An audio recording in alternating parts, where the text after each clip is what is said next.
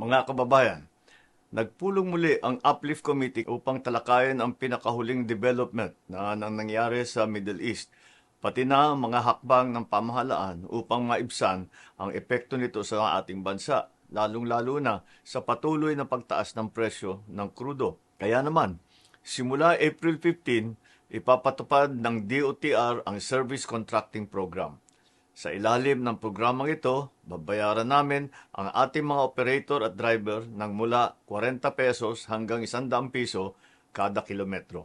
Dagdag ito sa kanilang kita mula sa pamasahe. Para naman sa mga commuter, may kasamang hindi bababa sa 20% na diskwento sa pamasahe. Ang mga ruta ay nakatuon sa mga lugar na may koneksyon sa tren at pangunahing mga bus route upang maging mas maayos, mabilis at maaasahan ang biyahe. Ipapatupad ito sa buong bansa. Sasaklaw sa humigit kumulang 50,000 na PUV, 1,000 operator at aabot sa 15 milyong pasahero. Ang Service Contracting Program ay ipapatupad sa off-peak hours upang masigurong may masasakyan pa rin ang ating mga kababayan kahit hindi sa rush hour.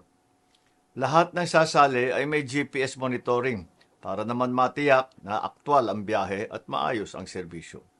Patuloy ang biyahe, patuloy ang hanap buhay. Hindi pa tayo titigil doon. Magpapatupad tayo ng 10 piso kada litro na bawas para sa public utility vehicle na may maximum na 150 liters kada linggo sa loob ng 3 buwan. Sisimulan muna natin ito sa NCR sa susunod na linggo. Una sa Commonwealth, palalawakin natin ito sa mga susunod na araw sa Quezon Avenue, Espanya, Zapote, A. Bonifacio, Rizal at Marcos Highway hanggang mapalawak natin ito sa buong bansa. Mahalaga ito dahil hindi lang transport cost ang tinutugunan natin. Pinipigilan din natin ang pagtaas ng presyo ng pagkain at iba pang pangunahing bilihin.